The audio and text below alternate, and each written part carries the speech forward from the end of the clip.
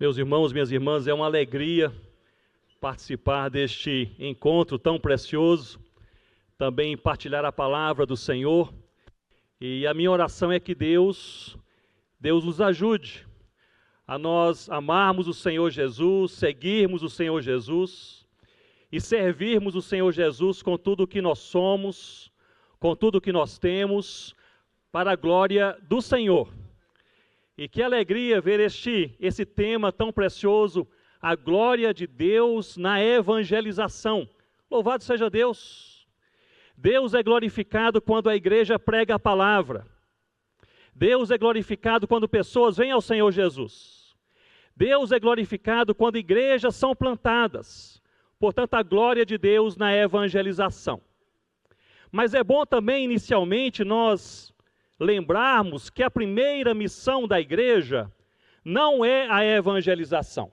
A primeira missão da igreja não é ajudar o necessitado. A primeira missão da igreja não é plantar novas igrejas. A primeira missão da igreja é morrer.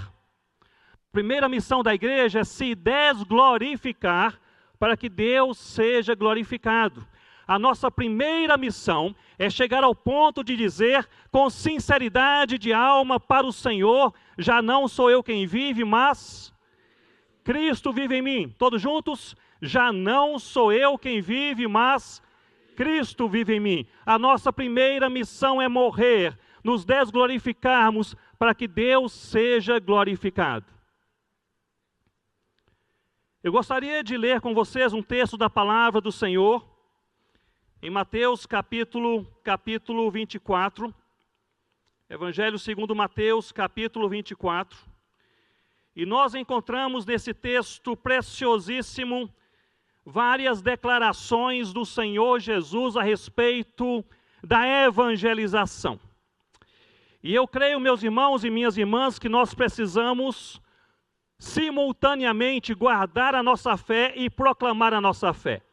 Este é um equilíbrio que toda igreja, todo povo de Deus, toda família cristã deve perseguir todos os dias. Nós precisamos ao mesmo tempo guardar a nossa fé no Senhor Jesus como tesouro mais precioso e também partilhar a nossa fé no Senhor Jesus como a mensagem mais preciosa.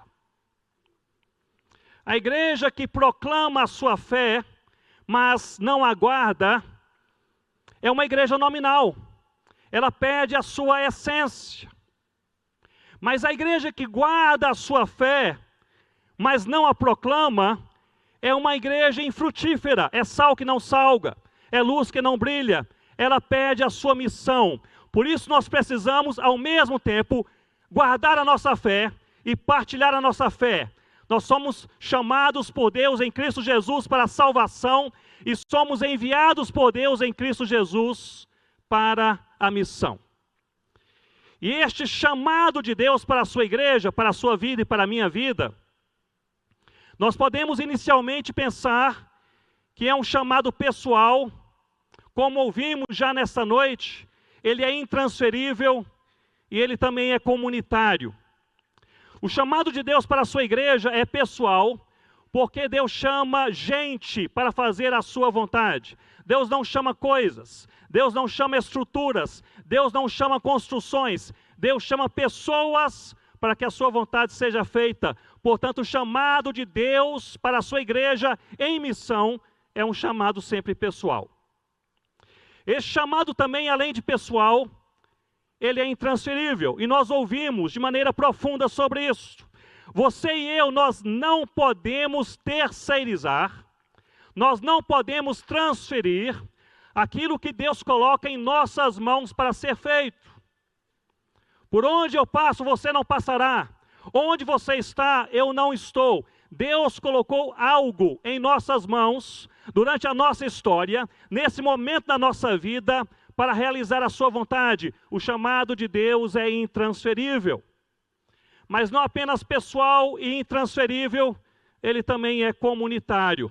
Porque a missão não será cumprida por uma pessoa, a missão será cumprida por toda a igreja. E é por isso que nós precisamos conciliar a oração, a missão e a comunhão. À medida que nós temos unidade e comunhão no Senhor Jesus, nós somos equipados por Ele para cumprir a missão. Um dos posicionamentos mais claros com respeito à missão, especialmente quanto à evangelização do mundo, que é o nosso tema, esse posicionamento foi feito pelo Senhor Jesus em Mateus capítulo 24. Se você puder, fique de pé comigo uma vez mais para lermos juntos a palavra do Senhor. Mateus capítulo 24, leremos a partir do versículo 1. Ali Jesus, ele afirma que o evangelho será pregado em todo o mundo. Ou seja, Jesus está afirmando aqui neste texto que a missão será cumprida.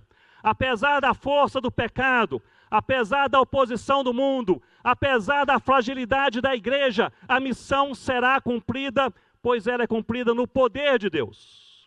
E Jesus trata deste assunto.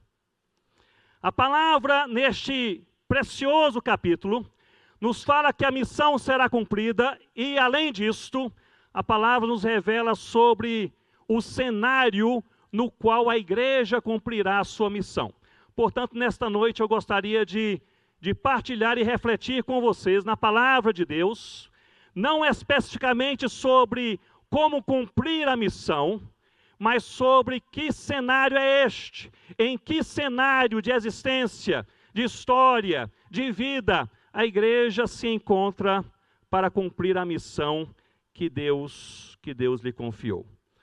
Mateus 24, versículo 1. Tendo Jesus saído do templo, ia se retirando, quando se aproximaram dele os discípulos, para lhe mostrar as construções do templo. Ele, porém, lhes disse: não vedes tudo isto? Em verdade vos digo que não ficará aqui pedra sobre pedra que não seja derribada.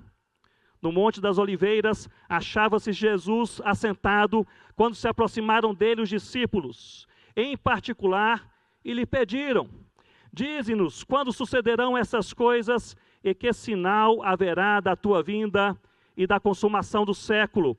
E ele lhes respondeu: vede que ninguém vos engane, porque virão muitos em meu nome, dizendo: eu sou o Cristo, e enganarão a muitos.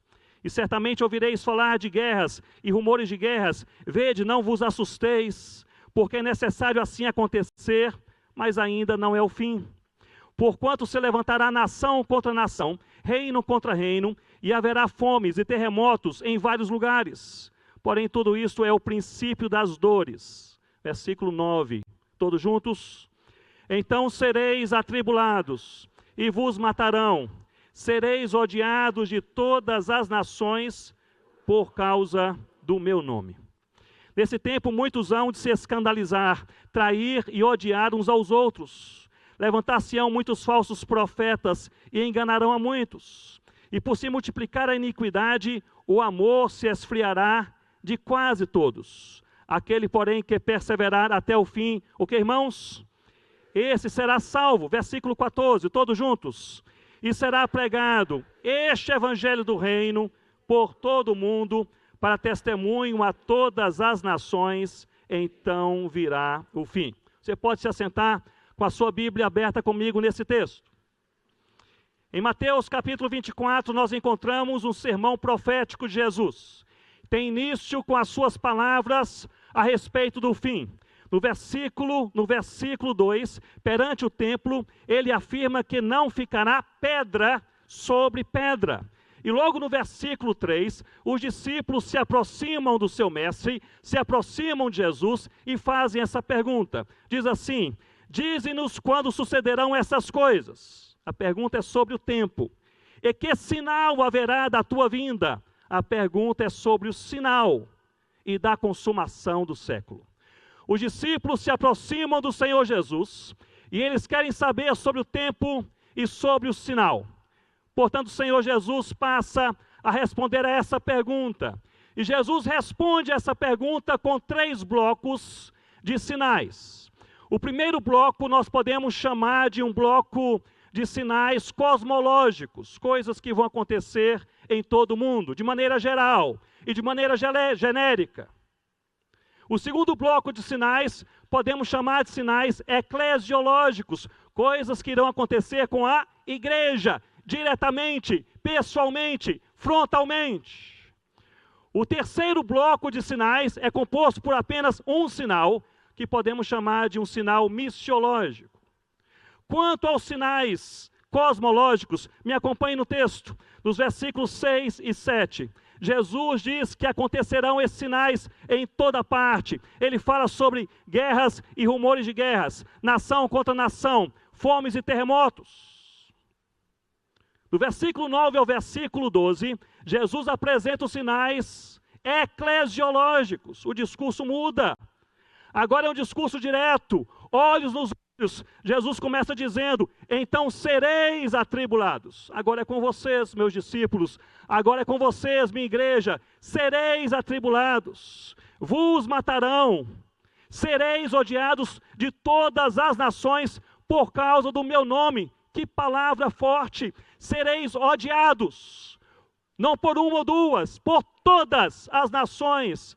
Por causa do nome do Senhor Jesus. Ele diz: muitos hão de se escandalizar, trair e odiar uns aos outros. Irmãos, na igreja, estamos no bojo dos sinais eclesiológicos.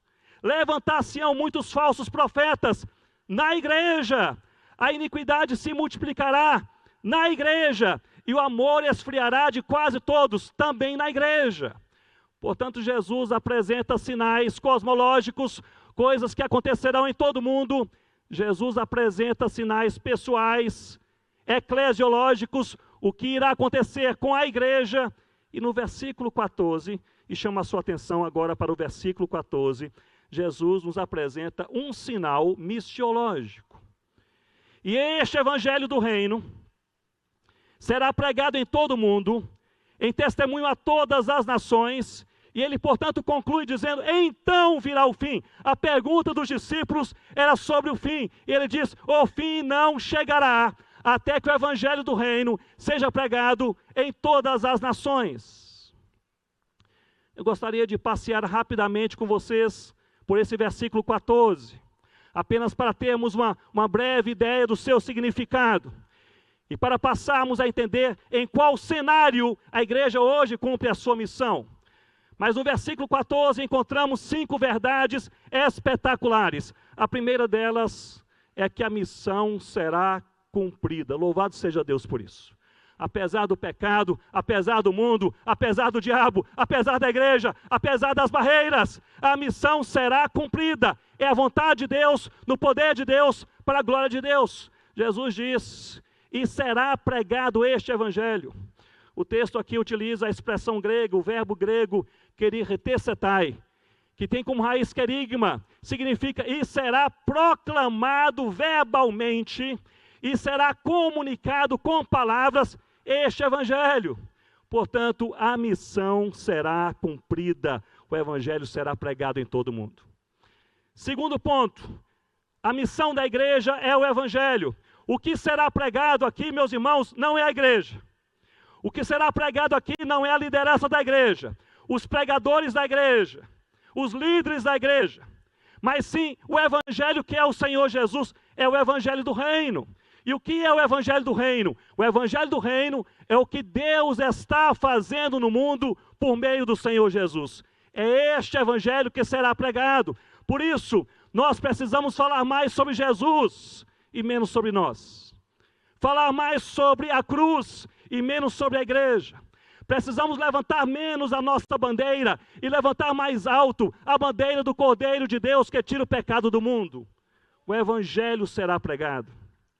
Terceiro, o evangelho deve ser proclamado e vivido.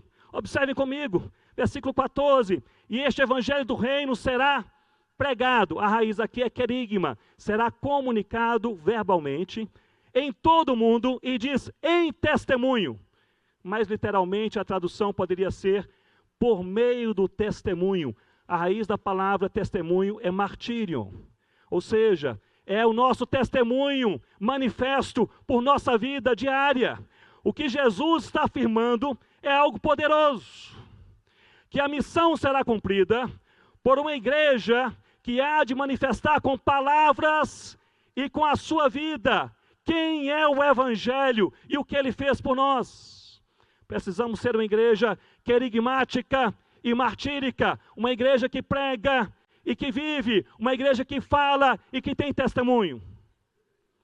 Em quarto lugar, o Evangelho deve alcançar todas as nações, diz o texto, que ele será pregado em todo o mundo, e aqui até mesmo a abundância de significado, diz, para testemunho a todas as nações, todo mundo e todas as nações, do outro lado da rua e do outro lado do mundo. Não haverá nenhum povo, nenhuma tribo, nenhuma língua, nenhuma nação que não conheça o nome do Senhor Jesus. A missão será cumprida.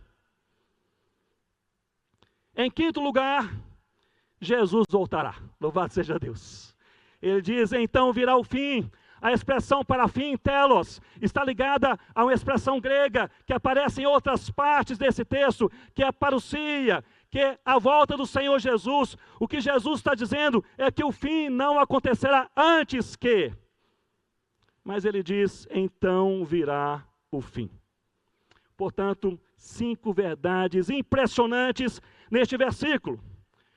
Mas eu gostaria de chamar a sua atenção, particularmente, não para a forma que a igreja irá cumprir a sua missão, mas especialmente para o cenário em que ela cumprirá a sua missão. E esse cenário é descrito, é revelado de maneira claríssima nesse capítulo 24. Primeiramente, nós vemos, logo a partir do versículo 6, que a igreja viverá em um mundo em caos. Meus irmãos, minhas irmãs, a figura pintada pelo Senhor Jesus aqui não é a figura do mundo pintada por ele, não é uma figura bonita, não é uma figura tranquila, não é uma figura alegre. Apresenta um mundo em caos e uma igreja fragilizada. Versículo 6 ao versículo 12. Jesus diz que no mundo haverá conflitos, violência e catástrofes. E a igreja enfrentará perseguições, heresias e frieza espiritual. E é justamente neste contexto caótico, o mundo em crise, uma igreja fragilizada, que a missão será cumprida. Isso é paradoxal. Mas a mensagem, eu entendo que ela é claríssima. A mensagem é que a missão será cumprida não pela força da igreja, mas pelo poder de Deus. Não pela habilidade missionária da igreja, mas pela ação do Espírito Santo de Deus. Não pela habilidade apologética da igreja, mas pela ação de Deus, transformando corações, enviando o seu povo e fazendo com que a sua igreja surja em todos os cantos da terra. A mensagem é esta: a igreja é frágil, o mundo está em caos, mas a missão será cumprida no poder de Deus. No poder de Deus. Quando nós pensamos em nossos dias, meus irmãos e irmãs, me vem à mente que nós vivemos hoje uma época que enfrenta muita resistência e ataques à evangelização. Você há de concordar comigo. Há locais, há circunstâncias que resistem à evangelização e há outros locais e circunstâncias que atacam a evangelização. E eu creio que há fortes barreiras para a evangelização em nossos dias. Mas eu gostaria de citar 3 delas. A primeira, eu creio que é a maneira como a sociedade passou a enxergar a Bíblia nas últimas décadas. Há cerca de 30 anos, a Bíblia era percebida, mesmo pelos não cristãos, como um livro especial, como um livro espiritual, com alguma autoridade implícita. Eu me lembro na minha infância, mesmo na minha adolescência, acompanhando meu pai, pastor presbiteriano, ele visitando as pessoas de casa em casa, evangelizando, pregando o evangelho. Entrávamos em algumas casas em que eles não eram cristãos, não tinham compromisso com Deus, não criam na palavra de Deus, mas quando meu pai abria a Bíblia, havia um olhar diferente, havia uma percepção diferente. Esse é um livro diferente. Hoje não é mais assim. Hoje a Bíblia ela é vista apenas como um mito cristão, um ajuntamento de narrativas, de relatos ingênuos, ultrapassados e às vezes perigosos. Essa é a visão que a sociedade passou a ter da Bíblia nas últimas décadas. Isso tem um impacto profundo na maneira como nós evangelizamos. Em segundo lugar, eu creio que a segunda barreira é a maneira como a sociedade passou a enxergar, além da Bíblia, mas enxergar o pecado. Antes da influência relativista e pluralista, a sociedade concebia 3 expressões de erro humano: o erro moral, o erro espiritual e o erro cultural. Mas com toda essa influência pluralista e relativista, nas últimas décadas, a presente sociedade humana, ela concebe, ela aceita apenas o erro moral, como matar, como roubar, como se corromper, mas não o erro espiritual, pois ela não entende que há um ser absoluto contra quem pecar, e muito menos o erro cultural, pois nessa cultura de tolerância, toda ação humana e social deve ser aceita. Portanto, quando nós falamos sobre pecado, o entendimento que a sociedade presente da nossa geração tem sobre pecado é diferente. Nós estamos falando línguas diferentes. A terceira barreira é a maneira como a sociedade, nas últimas décadas, passou a enxergar a Cristo. Eu entendo que a sociedade não rejeita Cristo. Mesmo a sociedade pós-cristã não rejeita Cristo. Estive dando um treinamento na Europa algumas semanas atrás, e mesmo ali, conversando com o europeu a respeito da minha fé no Senhor Jesus, a resposta deste europeu pós-cristão é esta: muito bom para você, Jesus parece ser um bom caminho para você. A sociedade não rejeita Cristo, rejeita a singularidade de Cristo. Rejeita a pregação que Jesus é a única verdade, é o único caminho, é a única salvação. Portanto, irmãos e irmãs, quando nós estamos evangelizando, nós precisamos, de maneira intensa e de maneira intencional, nós precisamos enfatizar a Bíblia como a palavra de Deus. Nós precisamos pregar contra o pecado como erro moral, cultural e espiritual. E nós precisamos falar com todas as palavras que não há 2 caminhos, nem 3, apenas um, e é Jesus. Nós precisamos resgatar essa intensidade e intencionalidade na evangelização. Não se engane, não se engane. Você fala sobre pecado, o que eles compreendem é outra coisa. É outra coisa. E o perigo não é este. O perigo é que a sociedade, com essa compreensão distorcida da Bíblia, do pecado e de Cristo, a sociedade, pouco a pouco, olhe bem para mim, ela está empurrando a igreja para se conformar com seus conceitos filosóficos. Estive em uma igreja aqui no Brasil anos atrás, culto à noite, louvor abençoado, momento de pregação. Antes de me levantar, um dos líderes da igreja disse: Ronaldo, eu observei que a igreja aqui, nós temos hoje muitos visitantes. Se você puder evitar usar a palavra pecado, para não constranger os que não são cristãos, seria muito bom. Eu perguntei: como posso falar sobre a graça se não falo sobre o pecado?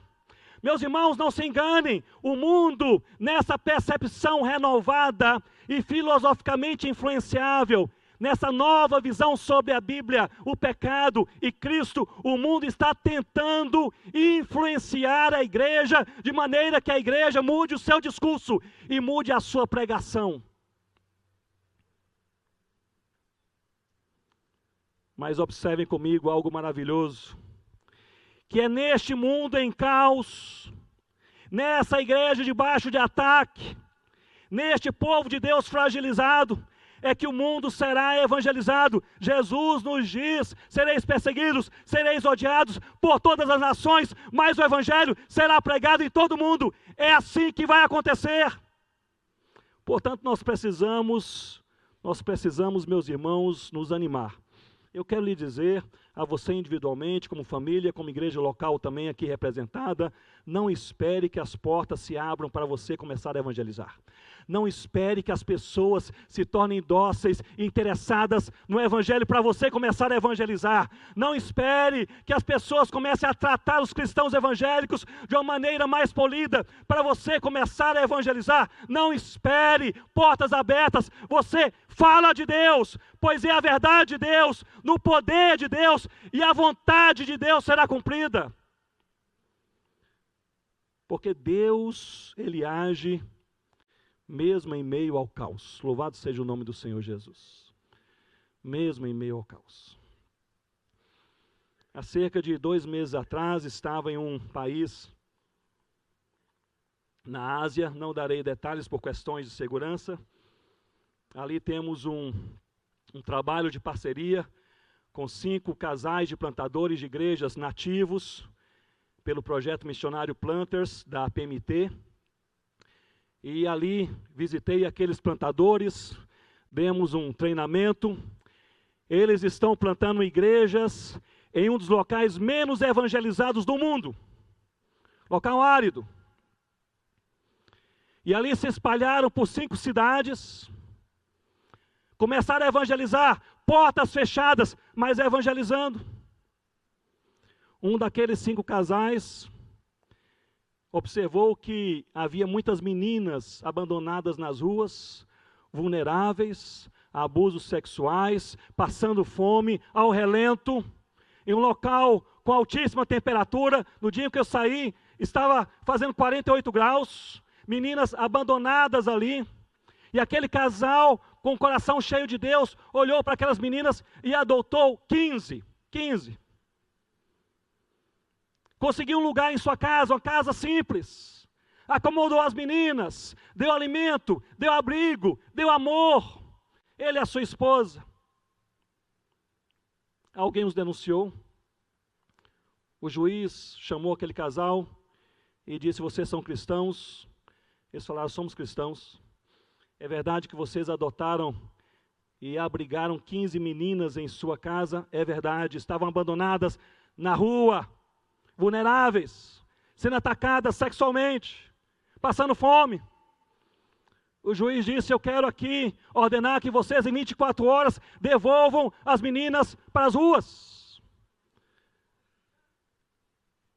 Aquela plantadora de igreja, a esposa do plantador, em lágrimas, me contou essa história. E ela me disse que olhou para o juiz e disse: então você quer dizer que por sermos cristãos, você prefere que essas meninas morram e sejam abusadas nas ruas do que viverem com um casal de cristãos que amam Jesus? E ele disse: exatamente isso. No dia seguinte, eles espalharam as meninas que estão com as outras 4 famílias de plantadores em outras cidades, fazendo um rodízio para que ninguém perceba que eles estão abrigando aquelas meninas. E antes de sair, voltar ao Brasil, tivemos um culto. Aqueles 5 casais já plantaram 2 igrejas lares, louvado seja Deus, naquele lugar árido. E ali falaram: Ronaldo, vamos ter um culto, pela primeira vez, vamos reunir as 2 igrejinhas. Por questões de segurança, sempre estamos separados, mas pela primeira vez, vamos reunir as 2 em um certo lugar. Nós estamos tomando cuidado. E ali prepararam tudo, e os cristãos chegando, e nós chegamos. E quando eu cheguei, sentei-me mais à frente e olhei as primeiras pessoas louvando a Deus naquele culto, aquelas 15 meninas.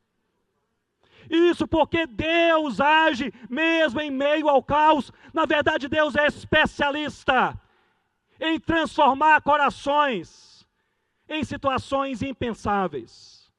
Portanto, se a sua situação é difícil, se as portas da casa do vizinho estão fechadas, se na sua própria casa você não tem espaço para falar, se onde você estuda, ou trabalha, ou se relaciona, ou no país para onde você vai como missionário, ali há uma intransigência, há muitas barreiras, eu digo a você: não espere as portas se abrirem, pregue a palavra, pregue a palavra. Deus há de fazer algo novo e bom em nome do Senhor Jesus. Portanto, a primeira parte desse cenário é justamente esta: A igreja, meus irmãos, ela viverá em um mundo em caos. E nós já estamos vivendo neste mundo em caos. A segunda parte desse cenário é que a igreja será perseguida. Observe comigo, capítulo 24, Jesus diz, e sereis perseguidos. Jesus não faz aqui uma alegoria, não conta uma história, Jesus não faz aqui uma comunicação indireta, ele diz frontalmente, diretamente, sereis perseguidos, sereis odiados de todas as nações, por causa do meu nome. É impressionante se nós compararmos Mateus 24, Jesus dizendo, sereis perseguidos, com Mateus 28, na grande comissão, com Jesus afirmando, e eis que estarei convosco, quando, meus irmãos? Foi fraco, quando, meus irmãos? Todos os dias, até a consumação do século. A certeza que nós temos como igreja fiel e missionária, não é que nós estaremos isentos do sofrimento, mas que o Senhor, Deus Todo-Poderoso, estará conosco todos os dias, todos os dias. Cada um de nós tem algo que vem à sua mente, ao seu coração, no dia da adversidade, não é verdade? É um texto bíblico, é um versículo. Para mim, é esta frase de Jesus aos discípulos em Mateus 28. Todos os dias, todos os dias. Você não sabe o que vai acontecer com você amanhã, nem hoje, daqui a uma semana, no final do ano. Mas há uma coisa que você e eu, nós sabemos com toda certeza do nosso coração. Nós não estaremos sozinhos um só dia das nossas vidas, por toda a eternidade. Olhe bem para mim, por toda a eternidade, o Senhor Jesus Todo-Poderoso, Redentor, Salvador, estará conosco todos os dias. Todos os dias. A igreja será perseguida. Deixe-me levantar uma pergunta. Por que a igreja é perseguida? Rossana e eu temos nos últimos anos trabalhado em vários países em que a igreja é perseguida de maneira mais frontal. E eu tenho feito essa pergunta, por que a igreja ela é perseguida? Eu entendo que de forma geral a prática cristã, ela é muito bem aceita em quase todo mundo. O amor ao próximo, a compaixão, a cumplicidade, a simplicidade, a prática cristã e mesmo alguns valores cristãos são bem aceitos em quase toda parte do mundo. Quase ninguém se opõe, por exemplo, quando os cristãos constroem um hospital ou furam um poço de água em região árida. Quase ninguém se opõe. Eu tenho concluído que a prática cristã é tolerada, mas não a fé cristã. Nós somos perseguidos não pelo que nós fazemos, nós somos perseguidos pelo que nós cremos. O que está sob ataque é a nossa fé. Ataque humano e ataque espiritual. O que o diabo quer é enfraquecer a fé do povo de Deus. Nós somos perseguidos pelo que nós cremos. Somos perseguidos porque nós cremos que há apenas um Deus, Criador de todas as coisas. Porque nós cremos que há apenas um Cristo, Salvador de todo aquele que crê. Porque nós cremos que há apenas um Espírito Santo que chama o povo, sela o povo, transforma o povo e sustenta o povo de Deus. Porque nós cremos que há apenas uma palavra, que é a revelação de Deus, no meio de milhares de revelações místicas do mundo, nós cremos que há apenas uma palavra, que é a revelação de Deus, e nós cremos que há apenas uma salvação, e essa salvação é no nome do Senhor Jesus. É por isso que nós somos perseguidos, não pelo que fazemos, somos perseguidos pelo que nós cremos. E à medida que nós cremos mais e mais, à medida que a nossa fé se torna mais visível e viva, mais seremos perseguidos. Ainda no mesmo país, neste país asiático, não nessa região que eu me referi, dos casais que adotaram as crianças, mas em uma outra região. Passei alguns dias dando um treinamento de plantio de igrejas para 80 plantadores de igrejas locais. Gente da terra, pessoas com línguas diferentes, culturas diferentes, mas todos daquela região. E uma região com bastante perseguição à fé cristã. E eu notava que durante aqueles dias, no meio das conversas, um e outro sempre falava sobre prisão, sobre cárcere. E eu notava que havia uma certa preocupação, quem chegava, quem saía, um carro passava perto, alguém se levantava, corria, havia um clima um pouco tenso. Iniciando uma sessão, durante a noite, os 80 plantadores sentados, eu perguntei quantos aqui já foram presos por causa da sua fé no Senhor Jesus. 17 levantaram as mãos. Depois daquele momento, um deles me procurou, usando um intérprete, e ele disse: eu quero contar a você a minha história. Porque, pastor Ronaldo, alguns anos atrás, quando eu fui preso, eu estava pronto para ser preso. Eu sabia que poderia ser preso, mas mesmo assim, comecei a evangelizar e plantar uma igreja. Eu estava pronto para ser morto, na verdade, por causa da minha fé. Mas algo impensável aconteceu. A polícia entrou na minha casa e não prendeu apenas a mim, prendeu a minha esposa e meus 2 filhinhos pequenos. E foram mantidos em uma cela ao meu lado, vários dias. A minha esposa, abaladíssima, os meus filhos gritando: papai, o que está acontecendo? Por que isso está acontecendo? E eu na cela ao lado, eles queriam me impressionar para que eu pudesse falar o nome de outras pessoas que estavam plantando outras igrejas. E ele disse: ali eu fiquei abalado, eu estava pronto para morrer, mas não estava pronto para ver a minha esposa e meus filhinhos pequenos presos naquele cárcere. Ele falou que uma noite, coração quebrado, alma abatida, ele disse ao Senhor eu não aguento mais. E ele disse: pastor Ronaldo, é por isso que eu estou querendo contar essa história. Deus derramou graça. Naquela noite mais escura, Deus derramou graça. E eu experimentei naquela mesma noite uma paz profunda de alma, sabendo que a minha vida está nas mãos de Deus, a minha família nas mãos de Deus. E se nós estamos nas mãos do Eterno, nós podemos ter paz. Isso é fé, meu irmão e minha irmã, porque à medida que nós cremos, a nossa mente entende, o nosso coração sente, a nossa alma percebe que a nossa vida está verdadeiramente nas mãos de Deus. Ele disse que sentiu paz naquela prisão durante toda aquela noite. Deus derramou graça. No dia seguinte, pela manhã, um policial chegou, levou a família e disse: a sua família está solta, pode voltar para casa. Ele permaneceu ainda 3 anos preso. E eu disse: o que estão fazendo vocês agora? E ele disse: nós mudamos de endereço e estamos plantando mais uma igreja. Louvado seja Deus. É no meio dessas provas que a igreja segue caminhando no poder do Senhor, na graça do Senhor. Nenhuma tragédia da vida será maior do que a graça de Cristo em nossos corações. Eu creio nisso.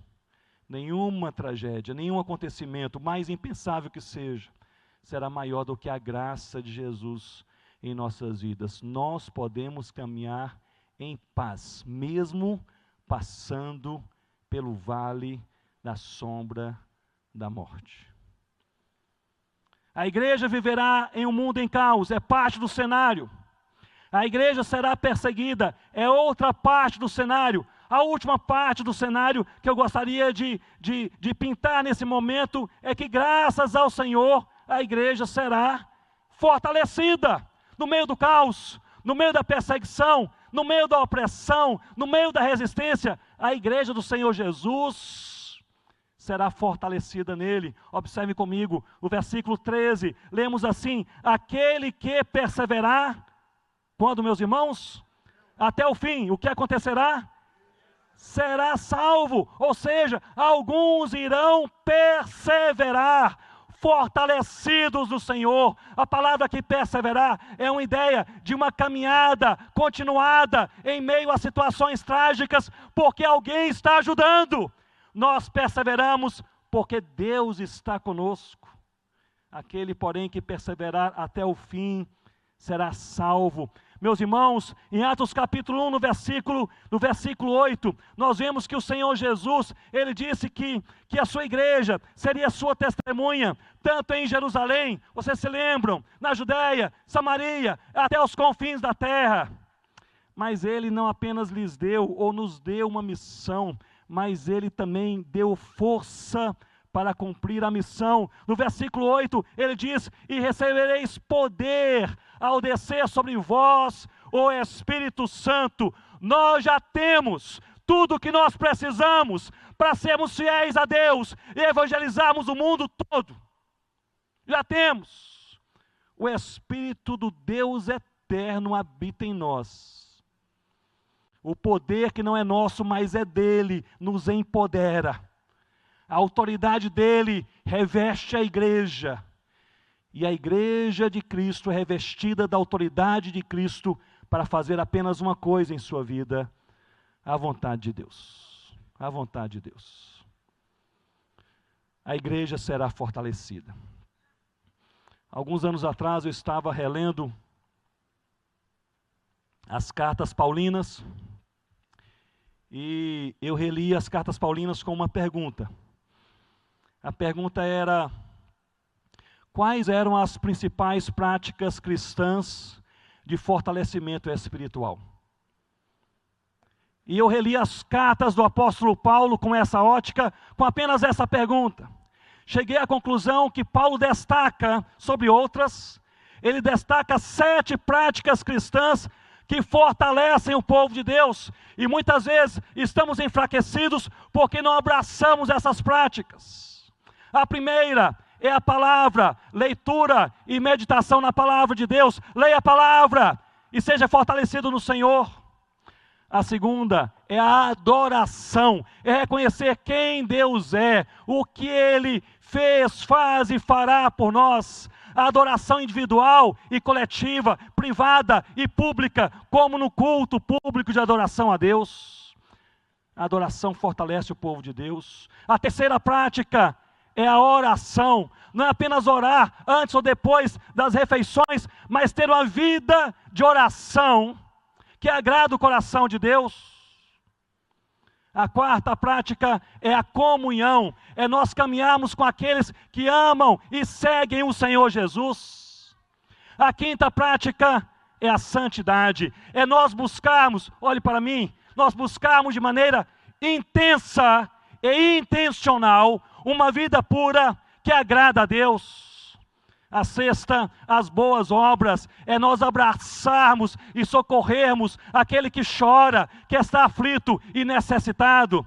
A sétima prática é a evangelização, é nós falarmos com as nossas palavras e com a nossa vida quem é Jesus e o que Ele fez por nós.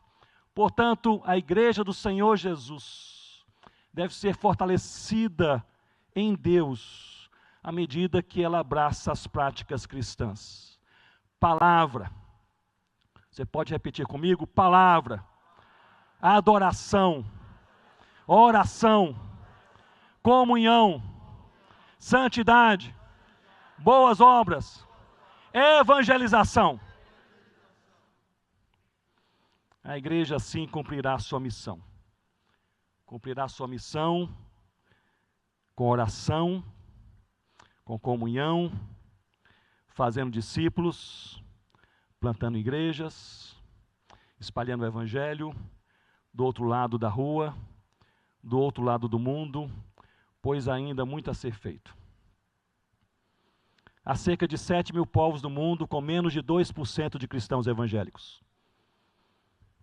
Cheguei esses dias de um seminário em Portugal, 0,4% de cristãos evangélicos em Portugal, sendo a maioria brasileiros. 3 mil povos do mundo, onde não há conhecimento de nem um crente no Senhor Jesus, nenhum.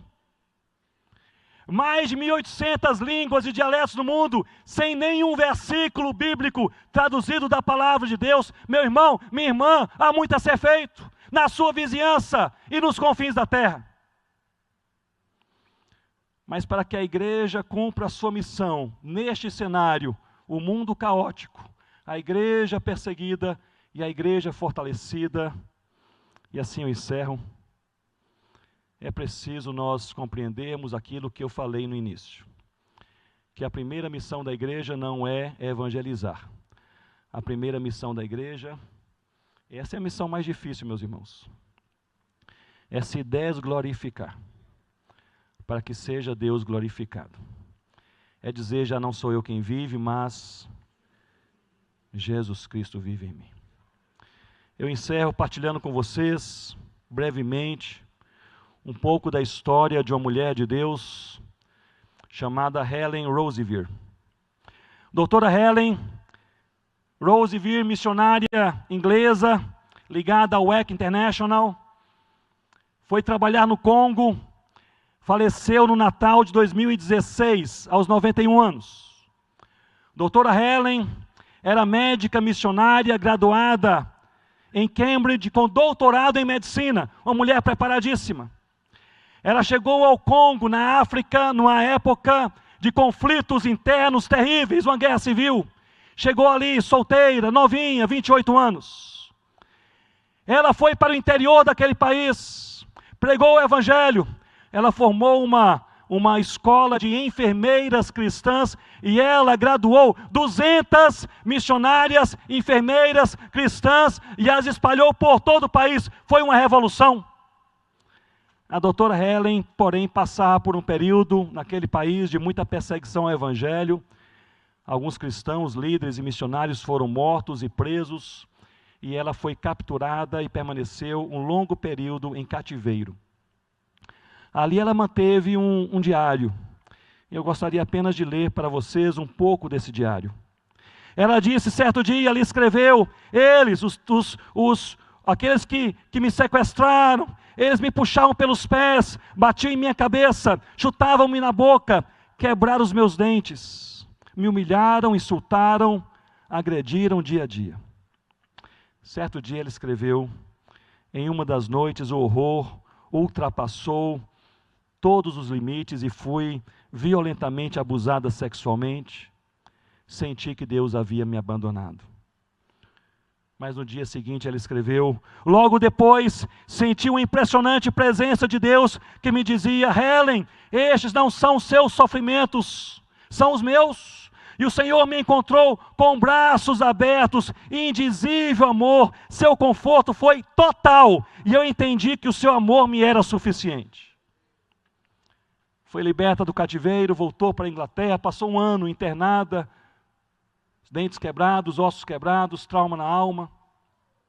Depois de um ano, voltou, pediu uma reunião com a diretoria da UEC e disse, estou pronta para voltar para o Congo. Eles falaram, você não volta, a situação está mais difícil do que antes. Ela disse, eu volto, é a vontade de Deus, nós não podemos esperar um cenário bom para pregarmos o evangelho, é agora. A missão a enviou, ela passou ainda quase 20 anos pregando o evangelho naquele país. Mas eu gostaria de chamar a sua atenção apenas para um último parágrafo que ela escreveu antes de morrer, em um artigo destinado a missionários, mas serve para cada um de nós. E com isso eu encerro. A doutora Helen, ela diz assim, meus irmãos e minhas irmãs, o problema é que nós não queremos só Jesus. Nós queremos Jesus e mais alguma coisa. Queremos Jesus e a popularidade. Queremos Jesus e o sucesso. Queremos Jesus e os aplausos. Queremos Jesus e o reconhecimento. Queremos Jesus, mas queremos ser os primeiros. E queremos ser os melhores. Não, meus irmãos, não, minhas irmãs, nós devemos desejar somente Jesus. Somente Jesus. Vamos orar.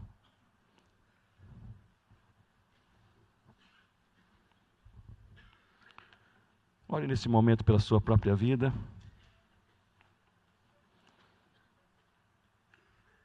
para que você e eu possamos nos desglorificar. Toda glória seja dada a Deus. Exaltado seja apenas Jesus, só Jesus, só Jesus, só Jesus. E possamos sair daqui desse congresso comprometidos com a evangelização.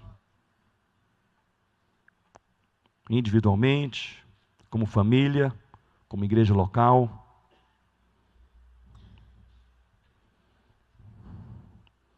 Fique de pé comigo nesse momento.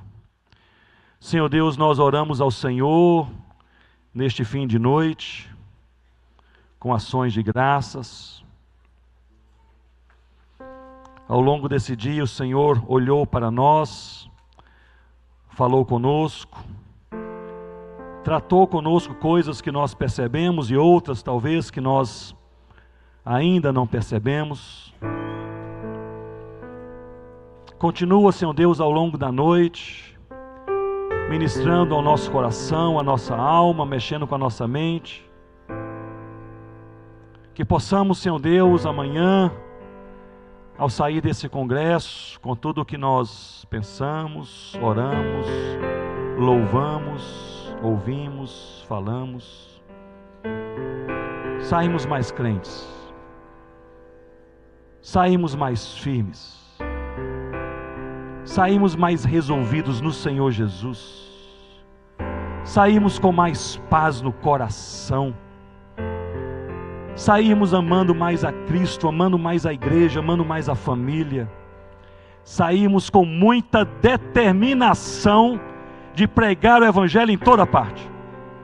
Levanta o teu povo, ó Deus, famílias missionárias, levanta o teu povo, ó Deus, igrejas que plantam outras igrejas. Essa oração que eu faço nessa noite, Senhor Deus, abençoe que cada igreja da nossa denominação, fortalecida no Senhor, plante pelo menos mais uma igreja, que cada família, Senhor Deus, possa olhar para os seus vizinhos, orar pelos vizinhos, testemunhar para os vizinhos, quando a porta se abrir, falar para os vizinhos. Senhor Deus, faça de nós uma igreja bíblica, amorosa e uma igreja missionária em nome do Senhor Jesus. Alarga as tendas. Ó Deus, chama também missionários para aqueles que pouco ou nada ouviram do Senhor Jesus. Chama os nossos filhos, chama os nossos netos, chama, Senhor Deus, os líderes das nossas igrejas. Envia o teu povo, ó Deus, para que esses povos que pouco ou nada ouviram de Jesus, ouçam o Evangelho, sejam atraídos pelo Espírito Santo e convertidos no poder da Tua Palavra. Ó Senhor Deus, eu encerro essa oração com aquilo que ouvimos pelo Teu Filho, o Reverendo Roster, e também nesse momento, ajuda-nos a nós retirarmos de nós qualquer desejo de glória, seja individualmente, talvez como instituição ou igreja local, por causa de algum dom, alguma oportunidade, alguma posição, seja na sociedade onde cada um está. Deus, em nome de Jesus, a glória seja toda do Senhor em nossas vidas. É a nossa oração em nome de Jesus. Amém, Senhor Deus.